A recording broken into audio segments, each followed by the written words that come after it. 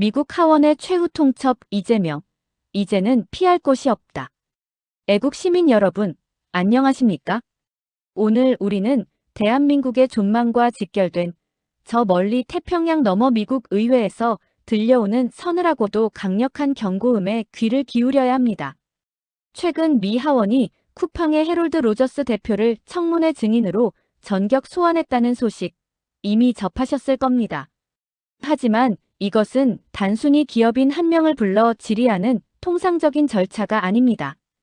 미국 의회라는 세계 최고의 공식 무대 위에서 대한민국 정부와 그 배후의 특정 정치 세력이 자행해온 추악하고 부당한 대우를 전 세계에 낱낱이 폭로하게 만드는 이른바 진실의 멍석을 깐 것입니다. 미국이 움직이기 시작했다는 것은 단순한 경제 문제를 넘어선 정치적 결단이 내려졌음을 의미합니다. 그 칼끝이 어디를 향하고 있는지 이제부터 하나씩 파헤쳐 보겠습니다. 가장 경악스러운 사실은 미국 하원 법사위의 공식 기록에 이재명이라는 이름이 명확하게 적시되었다는 점입니다. 미국은 현재 한국 정부가 쿠팡에 가하는 일련의 조치들을 정상적인 규제가 아닌 명백한 표적 공격으로 규정하고 있습니다. 특히 이재명 대표가 과거 쿠팡을 향해 회사가 망한다는 생각이 들게 해야 한다고 발언하며 공포 분위기를 조성한 점, 그리고 공정거래위원회를 앞세워 영업정지라는 극단적인 카드까지 언급하며 압박을 가한 사실이 미국 의회의 공식 문서에 고스란히 남았습니다. 이것은 무엇을 의미합니까? 이재명의 일거수일투족이 이제 대한민국 내부의 정쟁을 넘어 미국의 핵심 이익인 혁신 기업과 미국 시민의 안전에 대한 직접적인 위협으로 간주되기 시작했다는 것입니다. 처벌과 벌금을 넘어 영업정지까지 언급하며 기업을 옥죄는 행위가 미국 의회의 공식 기록에 남았다는 사실은 그가 더 이상 국제사회의 촘촘한 감시망을 피할 곳이 없음을 시사합니다. 하지만 이재명을 진짜 떨게 만드는 것은 단지 문서상의 기록만이 아닙니다. 그 뒤에서 움직이는 미국의 막강한 파워 엘리트들이 더 무서운 법입니다. 지금 이 사태를 주도하는 인물들의 면면을 보십시오. 미 하원 법사위원장이자 정신 나간 잭 스미스를 잡아내는 강골 중의 강골, 데럴 아이사가 전면에 섰습니다. 그는 이미 한국 측에 미국 기업을 때리는 것에 대해 대가가 따를 것이라고 강력히 경고한 바 있습니다.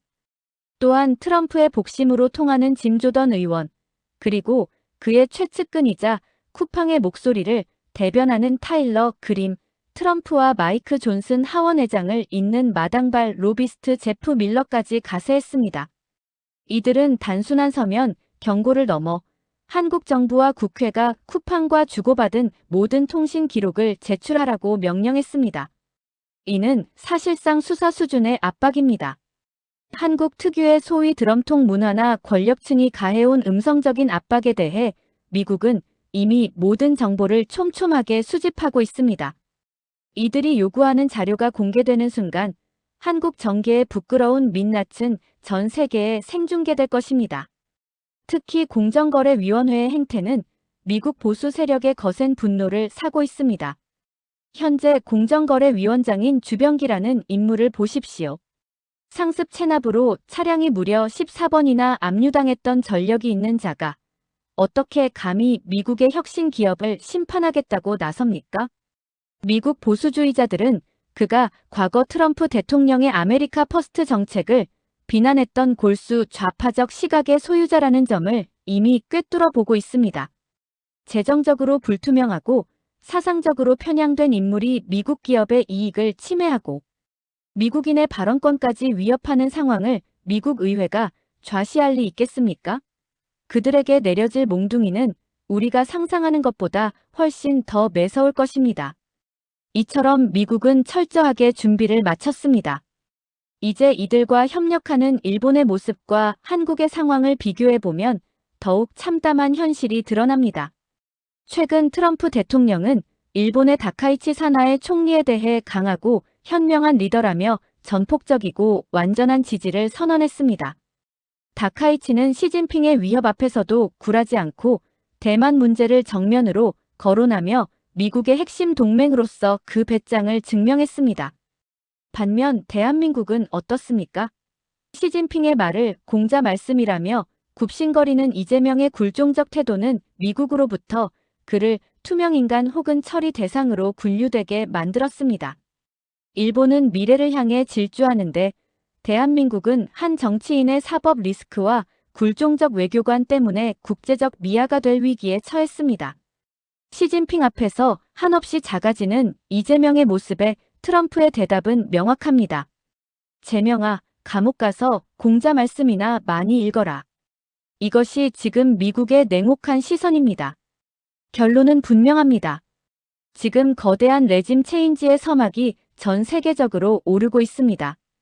미국은 아르헨티나의 밀레이, 브라질의 보우소나루 세력, 그리고 영국의 우파 정당들과 연대하며 강력한 반중우파 블록을 형성하고 있습니다. 한국 역시 이 거대한 흐름에서 예외가 될 수 없습니다. 트럼프 대통령이 이재명을 직접 언급하지 않는다는 것은 그를 대화의 상대로 보지 않는다는 뜻입니다. 오히려 이재명에 대한 조용한 처리 프로세스가 이미 수면 아래에서 진행 중일 가능성이 큽니다. 애국 보수 시청자 여러분, 작금의 사태를 우리는 엄중히 지켜봐야 합니다.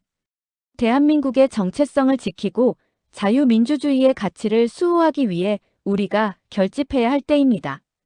미국 의회의 최후 통첩은 이재명 개인에 대한 경고를 넘어 우리 대한민국이 나아가야 할 올바른 방향이 어디인지를 묻고 있습니다.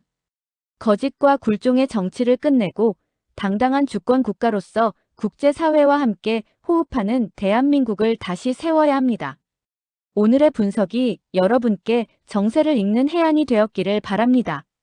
감사합니다.